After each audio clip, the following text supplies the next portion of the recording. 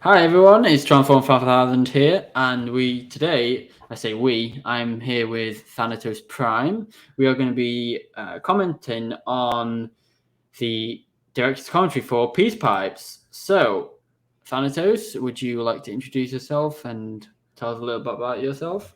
Yeah. What's good, everybody? This is Thanatos Prime here, and I'm pleased to be involved with this commentary. It was fun to work on this. I believe we start. When did we start this last year? Like it was. I think we Um, weren't even done with Halloween yet when we yeah, started. I know it was late because I said to you that there's no way. Well, I could have got this done last year, but it would have been very rushed. So I basically said, it's either we do it next year or whenever. And Yeah, you yeah, said do it next year, so we've got it this year. yeah. It's like even though this is a very simple story and it has a very simple moral to it, it's one of those things that you can't really rush. Of course. And if you want, you can actually go back a year ago on my channel when I actually did a live stream of behind the scenes editing for this project, where the opening scene on the oil rig, I was actually designing the oil rig, and I have a question regarding that actually for you. yeah. And I'm sure the viewers would be more than interested. The oil rig. Did you do that as a throwback to the G1 cartoon, or was that just a random thing you did? A little bit of both, to be honest. So when I initially came up with the idea, I thought, actually, we don't really see Transformers apart from the episode in G1. We don't really see Transformers fight in the sea and on an oil rig.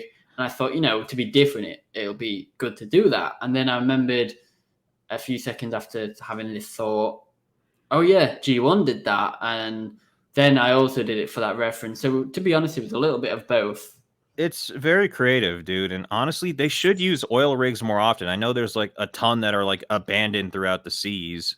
It seems like Mm, the perfect base for Decepticons, at least yeah, like the Seacons or some crap like that. yeah. I mean, it's like a G1 when they were in the ocean and they're based underwater, and the Autobots, even though they did actually go to it one time, but the Autobots didn't really go to it because it was underwater. That So always it, makes me think of Transformers Cybertron when I think there was like one of the first few episodes where they go underwater and like I think it was Scattershot or somebody is like learning how to swim and they're just having a blast. I'm like, come on. Underwater is always funny with Transformers because I remember the Nintendo DS. Literally, if you touch water, you just died.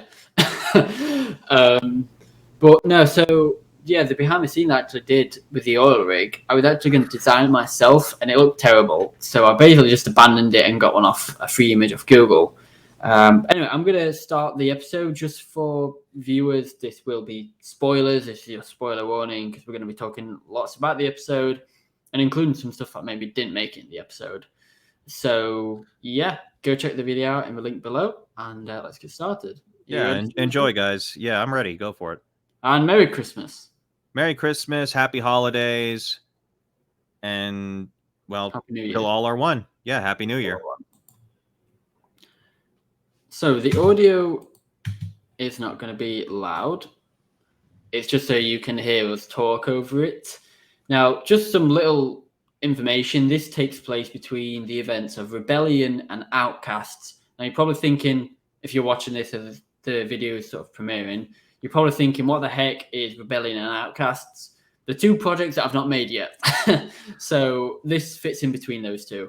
I like that. I really like how you did the oil rig. Although I do have to say one thing about the clouds when I very first saw this. Mm. I almost thought that that was like a mountain in the background. Oh, yeah, I see that. Yeah, I mean, I live in a very mountainous state, and it just it looks like one of the mountains I would see outside my window. Yeah. I'm really proud of this shot right here because when I originally did it, I just masked around each character and it stayed that way. Whereas I actually went back after finishing this scene and moved and keyframed the masks to move, so it looks like the waves are going up and down with the characters in the water. Yeah, it looks really good. I like the way that you did that. It's actually the Very, same. Sorry, go on. it's very fluid. Yeah, it's the same water actually that I used in the poet with Skybite. Good old Skybite. Rip Peter Spellos. Yeah, it's sad. Yeah. And, you know, with the scene we just saw with the big blue cubes, they're actually Energon cubes. I did that as a reference to the original episode in G1. And I think as well, Blackout feels partly responsible for that. You know, he shows his true power when he just stomps and brings it all the way down. Is that an animated reference? A little bit, yeah. Yeah, it is. But you kind of have me craving Hasbro to make a legacy animated universe or, you know, movie universe Blackout figure. Like either one would work. That would be amazing. Yeah, it would. So everything you see around here as well, you know, the blue and the brown and everything, it's a really simple way of filming, which was suggested by Thanatos. He suggested filming a scene later on in the episode with pipes. He suggested filming it quite simply, and I decided to adapt that with the entire project. Yeah, with this type of story, I don't think you don't need huge set pieces that take away from what it is you're trying to convey with your story. Like the way that you handle everything, like even the way that the shots are, you know, with the camera jiggling a little bit, I like that. It adds a bit more intensity to the scene. Yeah, and it's the same as well with the sound effects, where there's not many sound effects. Normally, for every single robot movement, whether someone moves their arm or the leg or whatever, or the head, I'll always add like a robot movement sound, whereas this I don't. And especially in the snow scenes, because the mouth movements are always top notch. I always give you props for that. Yeah, that takes a long time. And if you're wondering why the mouth movements on Barricade and Pipes, it's actually because they wear like an actual sort of helmet and not like a mask. If you think of it like if you were to wear a surgical COVID mask, if you spoke, that mask would move. That's to be fair, like some Eskimos would wear face masks to keep their faces warm. You know what I mean? Yeah. Because I'm tight. Yeah. But if you had like a helmet or something, like a metal helmet, when you spoke, that wouldn't move. So that's kind of like Barricade. With this on camera right now, would you like to elaborate to the audience what it took to create this snow? I know it took a lot of work, and I think it looks amazing. To create the snow, all I did was go to the shop and buy some fake snow. But no. So yeah, there was two different snow. Well, no, three sets of snow that I bought. I bought 3 big snowy blankets, and then I bought 2 types of like snowy powder, and I bought like 3 or 4 packets. And I got all this set and everything, and then just sprinkled it everywhere, and then sprinkled it on the characters. At one point, I actually had a bucket that I filled with load of snow, and I just dip the character in and pull them out. Do they still have like that? Seems like it's a pain. I bet you're still picking like snowflakes out of some of these figures, aren't you? Yeah, Blackout. I mean, I got Barricade and Brawl clean, but Blackout inside his cockpit with all the windows, it's still in there, and it just reminded me of Transformers Prime. And Bulkhead talks about how he, you know, picks bits out of his backside and everything like that from a battle years ago. That's funny. I mean, I know you could probably like get a small vacuum or something, get rid of that. Yeah. Or who knows? Maybe that could be like Blackout's like war wound from this. Yeah, and his war wound. Yeah, speaking of wounds, like Blackout he can't fly because his propeller's busted, and that's actually the scene before this where he got shot by a missile and it went to sort of his propeller area. That's actually what caused him to not be able to. Well, better he got shot there than in the crotch like he did during the 2007 movie. Oh my gosh, Lennox. Poor Brawl. I felt so bad for him in the 2007 movie because he's only transformed fully for like 2 seconds, and then Jazz knocks off his missile pauldron. Yeah. With Blackout and Barricade as well, you know, Barricade can transform, but if you look, his arm, the wheel well's missing, right? No, it's like folded down where his forearm is, so it's sort of like he can't transform all the way.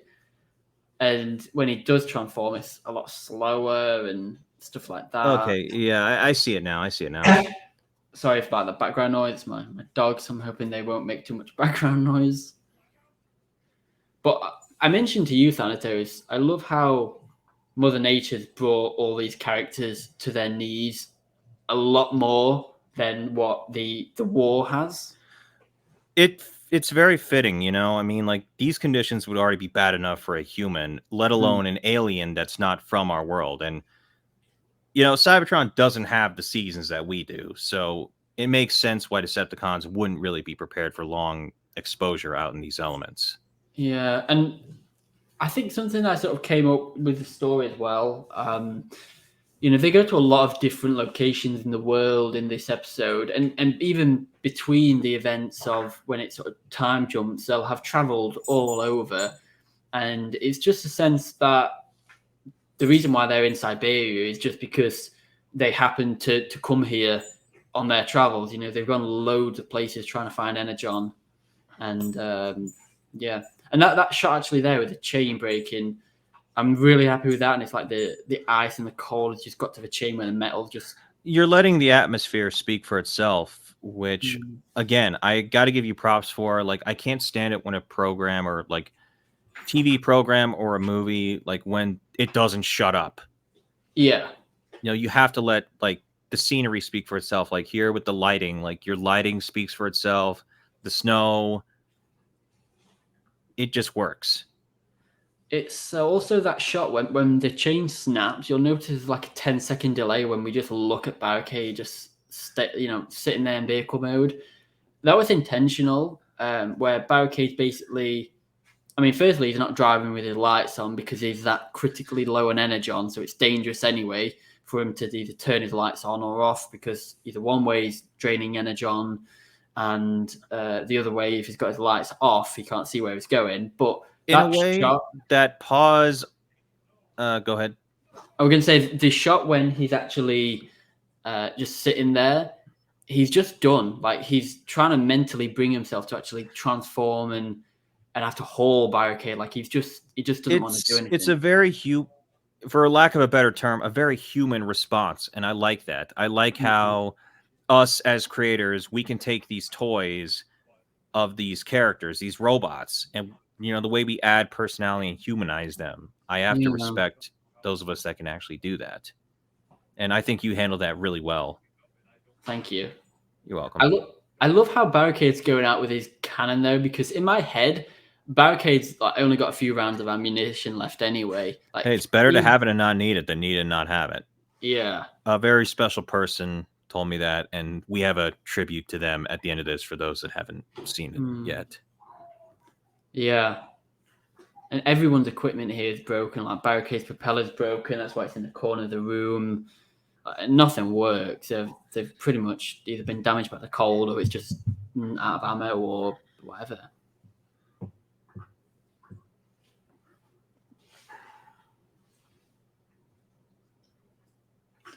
Actually, later as well, when Pipes comes to the barn, you'll see Barricade when he's been re-energized. His wheel is actually in the correct orientation. Everyone's equipment's on the I table. noticed that. I was actually gonna bring that up to you, actually. Yeah, everything's been. I like those little touches that you put in. I like to think as well this upcoming scene when Barricade starts to go unconscious and then a wolf howls. I said this to you, Thanatos, in production, but that wolf essentially saves Barricade's life because, as Optimus said, the longer you remain alert, the longer you remain alive. Yeah. And Barricade could have died in that moment. He was going unconscious, and that wolf howling just made him jolt awake. And then I have to be honest with you, I completely spaced out the wolf part. Yeah, I mean, it's very good, and that's very nice that you put that in there. Yeah, and it makes perfect sense.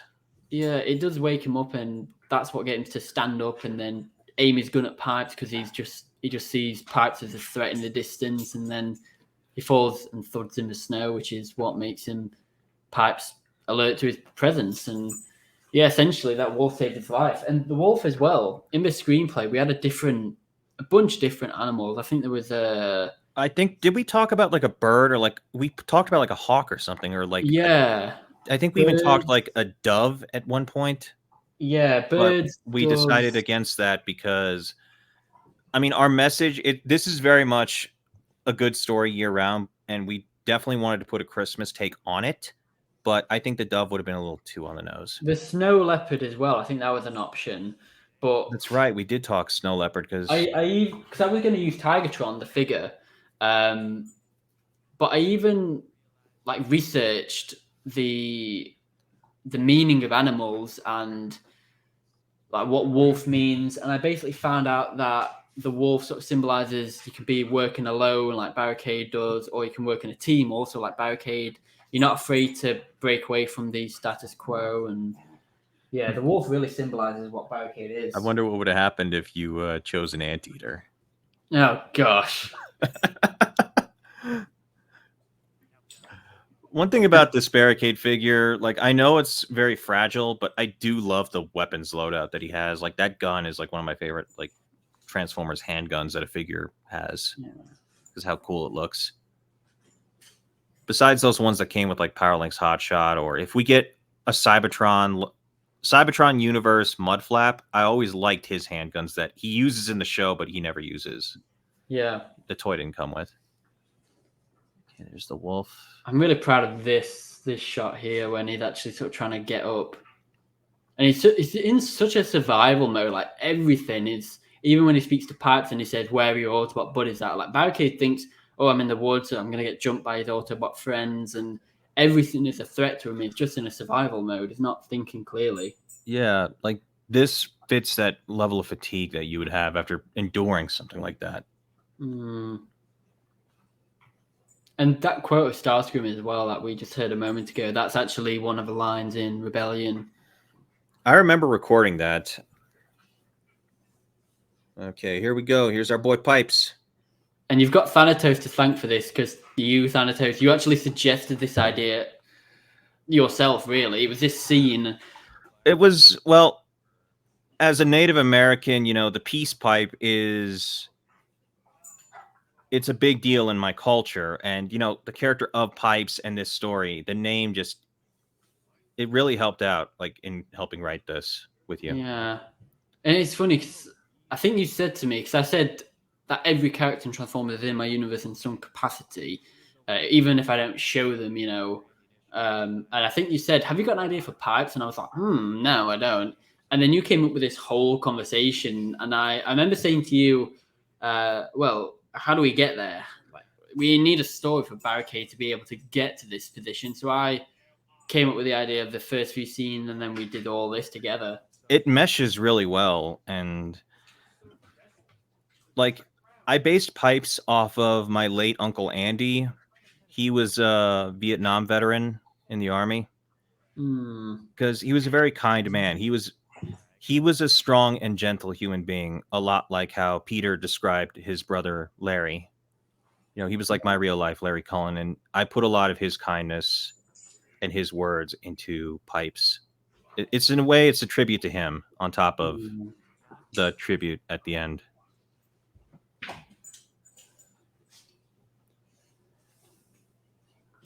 I'm really glad that you sort of suggested the music in this as well, because it's quiet and it's not too loud, and it just fits very well. Yeah, like I know we originally discussed finding a royalty-free copy of Silent Night, but this music, it's really unique. I mean, it's probably been used before. It's royalty-free, but I like how it fits with this scene. Like it meshes very beautifully. Yeah, it's really cool. Pipes has to be one of my favorite characters that I have actually had the honor of voicing for you. Yeah, I really think you got the character really well.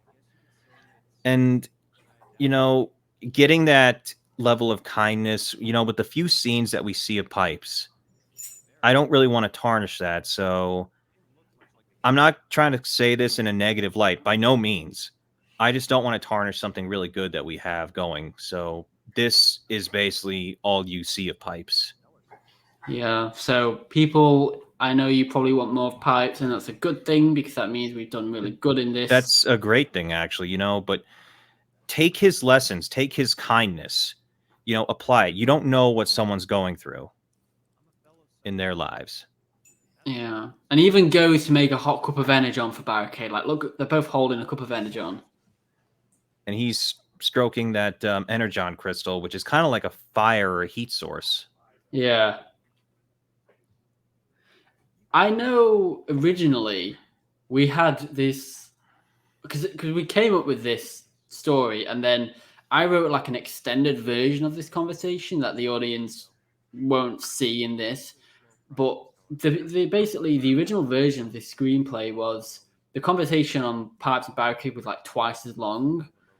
The rest of the story was fine. You know, it was all the same basically up until the pipes bit, and even a good 2-3 minutes into the pipe scene, it was the same apart from a few dialogue changes and a few little tweaks here and there. But the conversation was extended and it went into sort of Barricade's history and his stress and everything. Like this line here, carrying a bit more than the gear. That's that a went into, holdover from the extended dialogue. yeah. We never even recorded that, though, did we? No, we didn't. It's because I wrote it and I thought, oh, it's pretty good. And then you said, how about we have less of it? And I'm really glad you said that because less is more. It really is, especially in this story about kindness. Like, Pipes he says it himself, he was an Autobot. I mean, yeah, he wears the logo, but he's just like, war just isn't my thing. He's a very interesting character despite how little we know about him. I think that actually leaves a bigger impact on his end. And I think as well with the pipes, like you might think, oh, well, if Pipes doesn't want a war, why have he got his pipes on his arms? The thing is, I kind of see the pipes as either like a reconfigured piece of weaponry to make it like a heat source, like a torch or like something that can maybe set a fire so we can stay warm, like a survival kit. The energon rods could count as pipes too, technically, I guess, but I don't know. Yeah. But like he's not like a hunter, but he's sort of in the wilderness, so he needs something to like chop a tree down or something like that. He's like a hermit, or here's the quote from Larry Cullen. This is the quote that birthed Optimus, and I really want to thank you for this part. You're welcome. That was my mother right there, and she passed away this past April, and I know deep down she would have loved this story. So, couldn't have done it. It felt good to work with you on this, man. Thank you.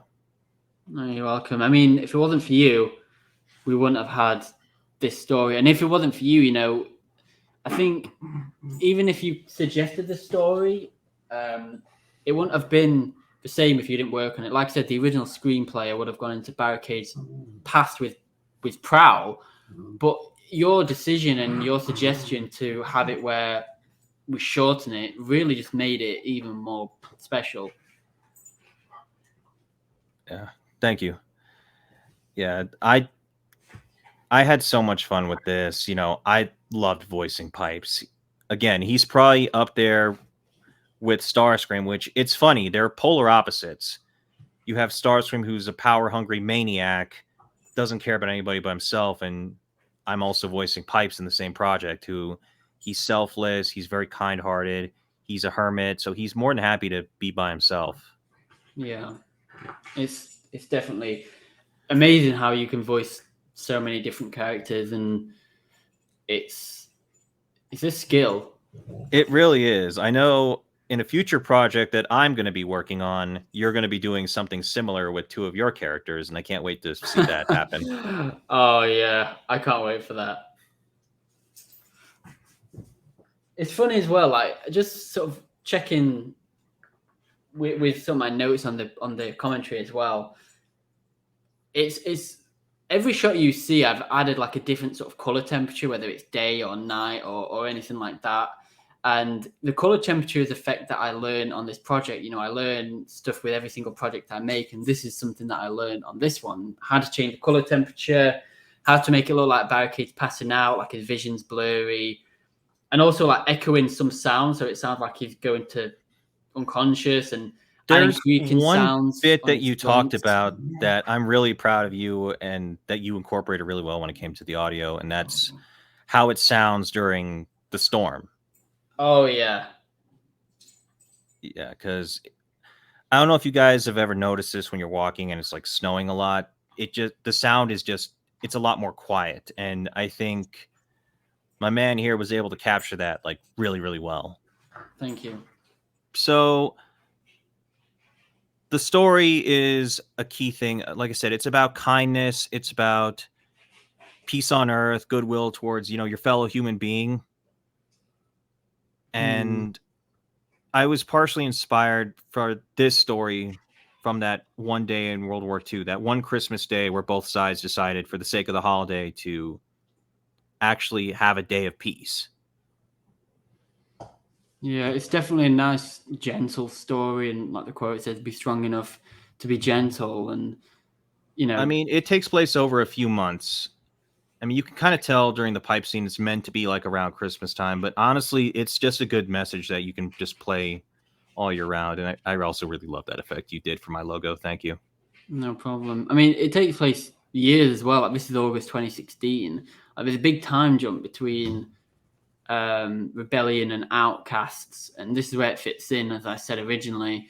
And the thing is, when Barricade in Outcasts, when he sort of comes back a little bit, that's when End of Days Part 1 starts. And that's also when you see Blackout and Barricade in the Nemesis, and Starscream's planning their attack on the Xanthium, and you actually hear Barricade say, "What scrap is he going to feed us now?" Because Barricade and Starscream are very sort of, they don't see eye to eye. No, not at all. They're very at odds. I haven't really spoken to All Hail Megatron personally. Like, I know you said we have. I don't remember it, but I think him and I play off each other pretty well in our recordings. Oh, definitely. And speaking of recording as well, I remember there was actually a line that we cut as well, of Barricade. He was meant to say an extra line, but we decided actually we don't need it. We were going to reach out to All Hell Megatron and say, can you do this extra bit of dialogue? But we decided we didn't actually need it. It didn't add anything to the story. What was that again? It's been a while since we talked about like the scenes we cut. It was, I don't remember the exact line, but it was on was it the backstory that we spoke about earlier? No, it was so the backstory was a whole different thing. This piece of dialogue, it was between Barricade and Blackout before Barricade passes out, and it was basically saying that how it was his fault and everything like that. Like, we had that line, and then we had an extra line that sort of went into like another bit of his history, but we didn't need it. Didn't actually add anything to it. Yeah. And how many wreckages do you have? So I have 3. I have one. I had my first one, and he was incomplete, and he started to break. So I bought another one at TF Nation, but he didn't have his weapons. And then Harrison came up to me and said, "Hey, here's another wreckage, a complete one." I'm like, "Oh, wow, thank you." So now I have 3 wreckages. I mean, he looks cool enough to be a troop builder. I mean, like any of the generics from the movie. Even then, like, Wreckage had that one standout in the comic where he actually used Bludgeon's colors, but that's a whole other story for later. One thing I actually want to mention as well, when you actually see Blackout in the snow, you probably won't see it because I've done all the color correction and the color temperature effect. But if you remove the color temperature effect, you'll actually know that Blackout's color is actually like gray. And it's to say he's been out in the snow for so long, he's sort of like dying and he's lost energy on. And I turned his hue all the way down, so we went from like a nice blue or light gray to like a very dark gray. Yeah, like a sickly gray, like some Transformers do when they die. That needs to have a name. You know how like there's rigor mortis for like when a human passes? Oh yeah. Someone should really think of a name for that, like when a Transformer does. I mean, I know they have like stasis lock, but that's more like a coma. Yeah, I don't know. They should give it a name. Lockup? Ooh. How does that sound? Lockup? Greylock? Gridlock? Well, no, there's already a Transformer named Gridlock, isn't there? No, Greylock, like the color gray. I don't know. It's something we can come up with. Greylock's not bad, though. Let's keep that idea on the back burner. A few last things I actually wanted to sort of mention as well is, you know, the pipes in the barricade scene when Pipes says, you know, your gear's over there, don't worry. The thing Yeah. that Pipes put barricades weapons, even though, you know, they were out of ammo, but Pipes replenished that ammo. But he put the weapons near Barricade because Pipes are very trusting. So even though Barricade could turn around and shoot Pipes and kill him, Pipes is very trusting, so he sort of just left the gear next to Barricade when he wakes up. Chances are they might have met, but I have a question for you. How would your universe's Optimus, how do you think him and Pipes would interact if they were to, you know, meet on screen? Again, not that this is ever going to happen, even in like a prequel sense. I don't want to tarnish what we did here with Pipes. You know, I almost see it kind of like I know Pipes isn't like an old guy, but I kind of see it like Optimus and Alpha Trion in the sense that they'd be two noble people and they'd be able to have like very intellectual conversations. I could see that over that cup of hot energon. Yeah. I can Yeah. kind of see maybe a few characters like Ironhide or other characters getting a bit annoyed that Pipes is choosing not to participate in the war. But I see Optimus completely respecting Pipes. Yeah, him. Another character from another Transformers series, Animated Prowl, I could see definitely getting along with Pipes. Yes. Because Yes. they're both very peaceful. Pipes probably doesn't. We never have it to where like we establish Pipes meditating or whatever, but Pipes is already. He's so at peace. He's so calm. Speaking of Pipes meditating, people watching this should check back my channel very soon for maybe a little peaceful soundtrack from Pipes or some sort of ambient reel. I'll say no more. I'm excited for that. Like, I'll message you about that after this. Yeah. This is the shot I mean when Blackout's colours are grey. You can't tell, but they are grey. I'm colorblind. I couldn't tell from the start. I can't tell either, and I edited it. Again, like great editing, man. Like, I think we did ourselves a really good, made a really good story with this. Definitely. I find this shot so funny as well because originally Blackout didn't have as much snow on him, and I thought I put Blackout on the snow and poured some snow, and I'm thinking that's not enough to say he's been out in the cold for hours. So I just got the whole packet and just sprinkled it all on him. And yeah, he was out in the snow for a long time. Because you've got to remember as well, you know, Blackout is a really, really tall transformer, and their width, like even their foot width, is probably like what 7 to 8 feet. So yeah, the fact that his feet are covered in snow, like that's 8 feet of snow, almost. Yeah. One thing I think I noticed, I don't know if you did this on purpose because you didn't bring it up. When the chain breaks, I saw Blackout slide a little bit almost. Is that because of like the ice underneath? You did that on purpose, didn't you? Yeah, and that's a great attention to detail. Oh, thank you. It's if you think about when cars skid in snow and you've got like a big high goods vehicle lorry, like a truck trailer sort of thing. Well, even though they've got really good brakes and whatever, if they skid on the snow, it's going to take them longer to stop because of how heavy they are. And because Barricade's three times as big as Barricade, and he's just sliding because the bottom of Blackout is all flat, you know, it's propellers and flat panels, so he's just sliding and gliding everywhere. Yeah, I know that feeling. Again, I live in the mountains, and when it snows, it really snows here.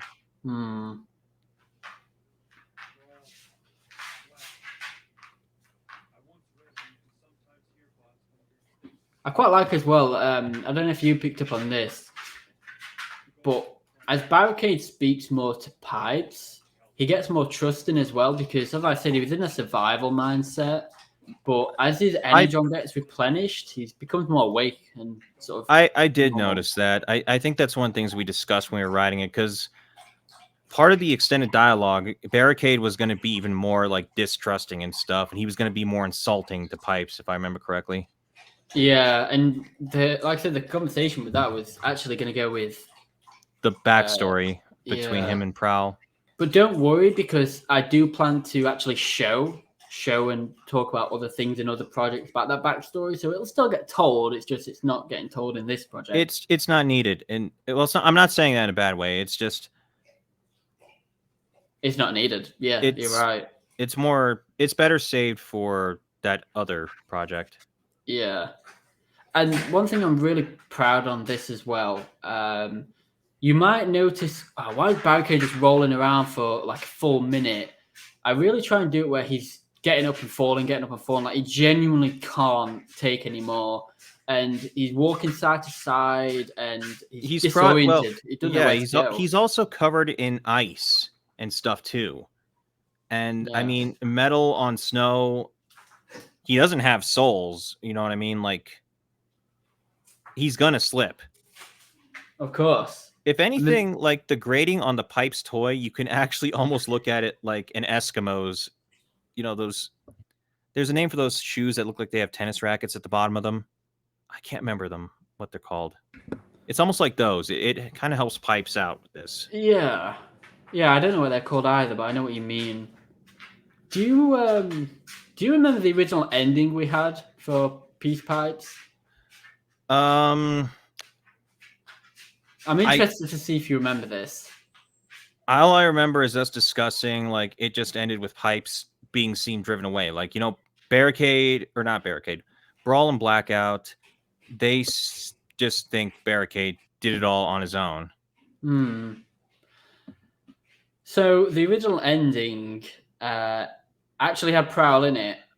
So we had it where it was basically the same ending, but then instead of Pipes taking Barricade back, Barricade got up himself after he was re-energized, if I remember correctly, and he actually walks off into the distance himself and walks away from Pipes. And in the distance behind Pipes, it's all snowy and snowstorm, so you can't see anything.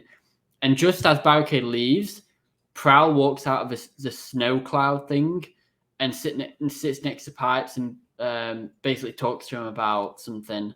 And it sort of ends there. So you kind of see with the original conversation going into Pipes and, you know, his Barricade and that's right. I think I remember us actually. There was that bit that I think we were going to put in where Prowl almost feels really sorry about what happened, like the fallout that they had, because they were like best friends at one point, or, you know, they were really close at one point. Yeah. And, you know, Barricade almost was sort of searching for Prowl in a sense, because he never told Pipes Prowl's name, but yeah, it's the fact that Prowl's at a vulnerable point in his life, and I think we talked about maybe having Strong Arm there as well, but I don't think we ever introduced Strong Arm. But Prowl at a very vulnerable stage, and Pipes was looking after Prowl as well, and it just so happens Barricade's there as well. I think we just cut that because, again, it was a little too much, and I mean, we wanted to emphasize Pipes being a friendly hermit. You know, again, he's perfectly fine by himself. He's not really like lonely or anything, I would say. He's just happy. Again, he says it himself. He's in his element. Of course. I think every line that Pipes has, it all hits hard. You know, it's all... none of it is just, you know, said for the sake of it. It's all meaningful. Yeah. Like, even when he talks about his buddies, I know I recorded a couple different takes. You know, there was one I did that was a little more melancholy. I'm kind of glad you picked the one that we did, where he's just like, oh, well, I haven't seen them in a long time. Yeah. You know, he's not overly sad about being alone or walking away from the war. I think that Pipes knows as well, if he does get back into that environment, it's just not going to be good for him or anyone. It's just not his destiny. No. There's a comment coming up as well where Barricade says an audible that went AWOL, and he says that us Decepticons would never dream of that. I can't see the fact that the Decepticons don't even dream of that is because it's like an indication of the DJD a little bit as well. It's very good. It's good illusion if you do decide to do stuff with the DJD. Well, we'll see where my story goes. Yeah, we will. We will.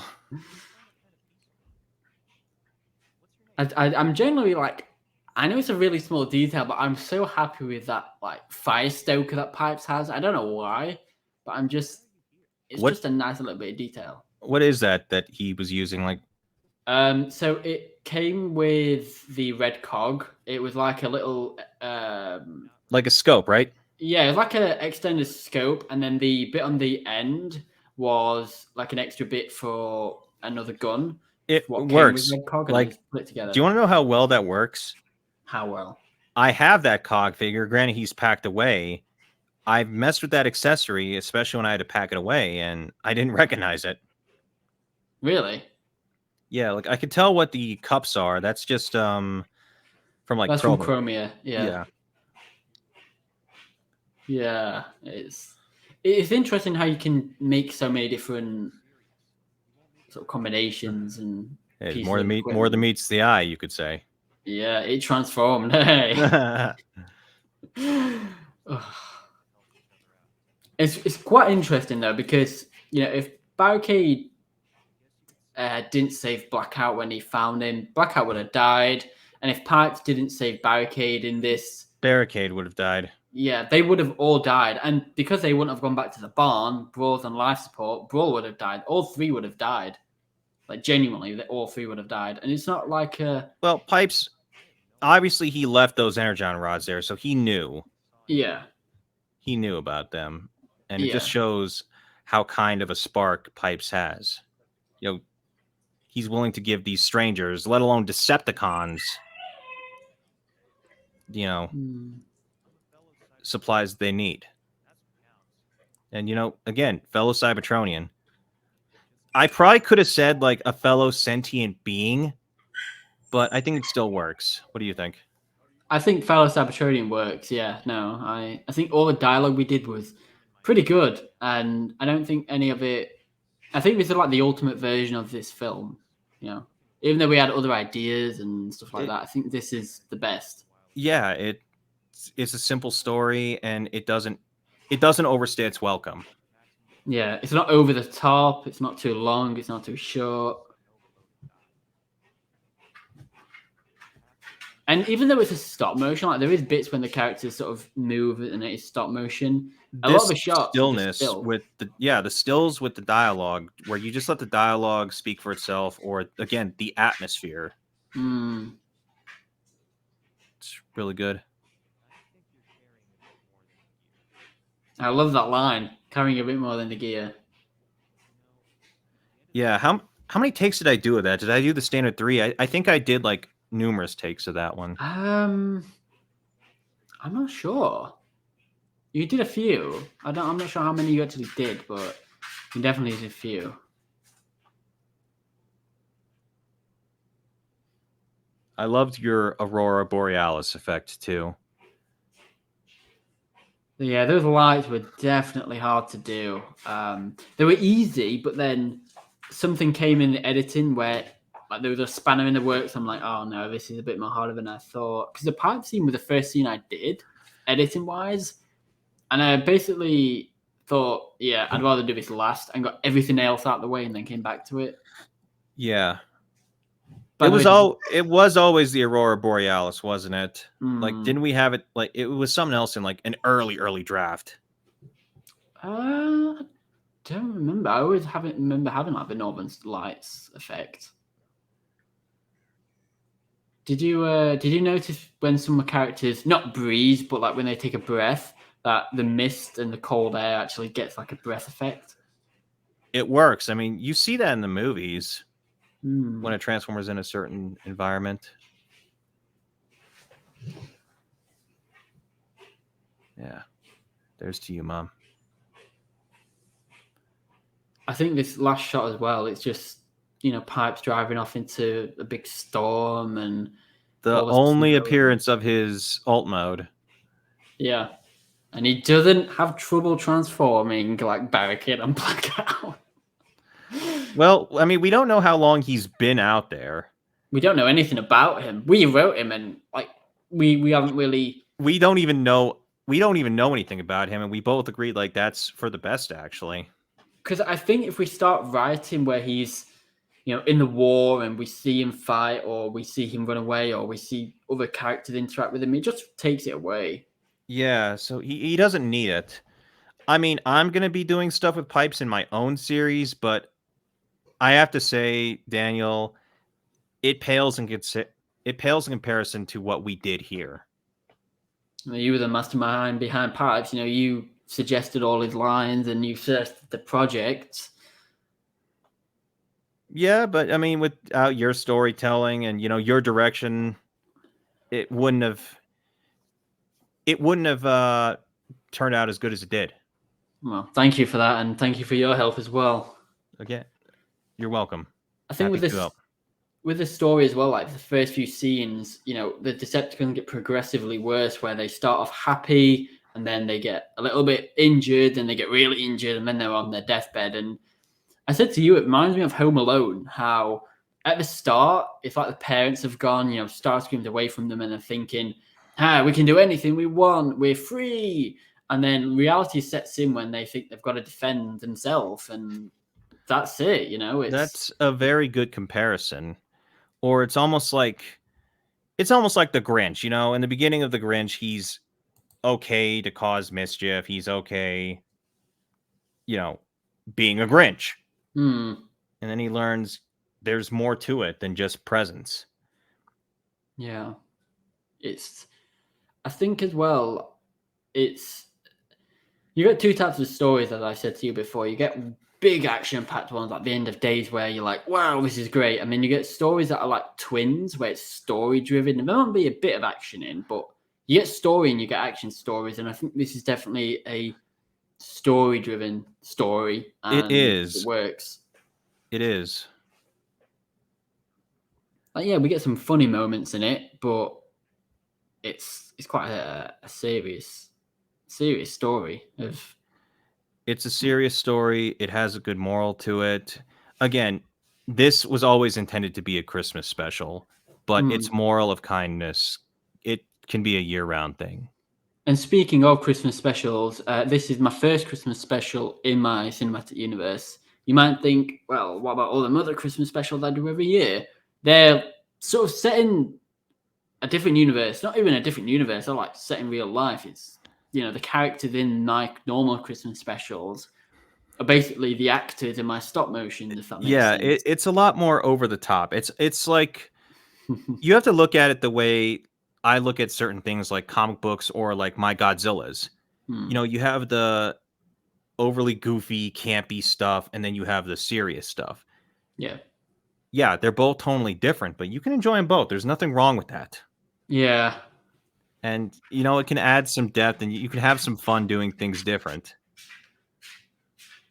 It's definitely nice to have a breakaway from big projects to something like this. It's a nice change, and it's a nice atmosphere to even take it to the places we did of, oil rigs in Siberia, rather than just having, the Autobot base or Decepticon base or space. Well, I mean, we've already seen that in a lot of other Transformer shows. The base stories. This, you really put in that the atmosphere, the settings, they speak for themselves. Yeah. Like, heck, you could even look at the lighting, like at the beginning. I don't know if you picked up on this. Like, you know how the Decepticons are like happy and stuff in the beginning, and then it just gradually goes a little downhill? Yeah. I noticed like the seasons kind of get that same way for you. Yeah, a little bit. Yeah, it sort of starts off as almost summertime, then it goes to summertime fall, or to autumn, like, as we call it, and then winter. Yeah. So it was very fitting how you handled that too. Yeah, it's definitely one of my favorite projects. Mine as well. And like I said, I was definitely inspired by a lot of people. My Uncle Andy was the inspiration for the voice of Pipes, along with, that quote from Larry Cullen. And I know my mother would have loved to have seen this, so thank you for bringing this to life. Thank you as well. The filming was actually quite strange, because I said to you when I filmed it, because it was such a simple thing to film, it was just a few shots. Back It and kind of forth. threw you. I remember you saying it kind of threw you off a little bit. Yeah, so I filmed it because normally I'm used to moving the arms, moving the head, moving the legs, and everything, and transforming. And then when I filmed one shot, and it took me about probably less than an hour to do the pipe scene, and I filmed it, I'm like, hang on, am I done? This doesn't feel like I'm done. And even though the editing, it had its challenges, even though it was simple, it had challenges. But the filming wise, I was like, wow, am I done already? Feels like I cheated, but There was no cheating with this. no. You handled everything. You handled everything great.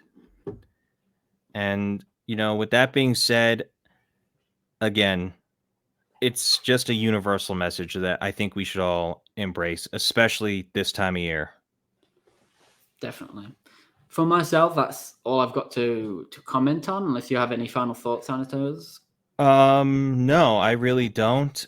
I just want to thank you for, again, taking the time to animate this and edit this. And, I'm super honored that for your first Christmas special in your cinematic universe that I got to be a part of it. So thank you very much for that. Collaboration, yeah, it was amazing. And expect more in the future, guys.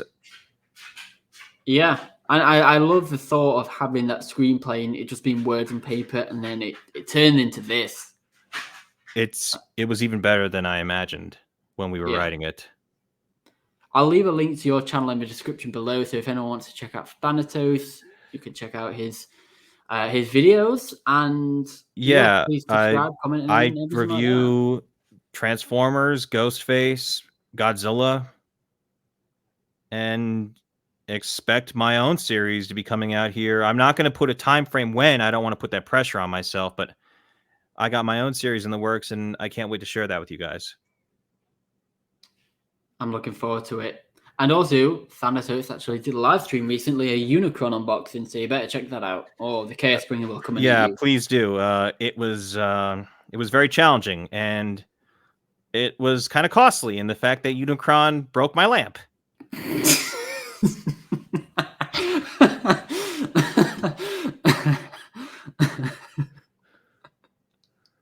I'm glad my lamp died so you could laugh. All right, you guys. This is Thanatos Prime. Merry Christmas to all, and to those that don't celebrate, just happy holidays, and just be good to each other. Happy New Year, happy holidays, happy Hanukkah, and Merry Christmas. Get ready for the next Christmas special coming soon.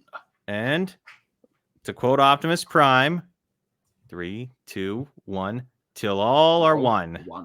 So my throat died a bit then. Let's do it again. Okay. You do the countdown this time. Then we'll end it. All right, 3, 2, 1. Till all are one. I'll take that. Yeah. All right. Take care, guys. Bye-bye. Bye.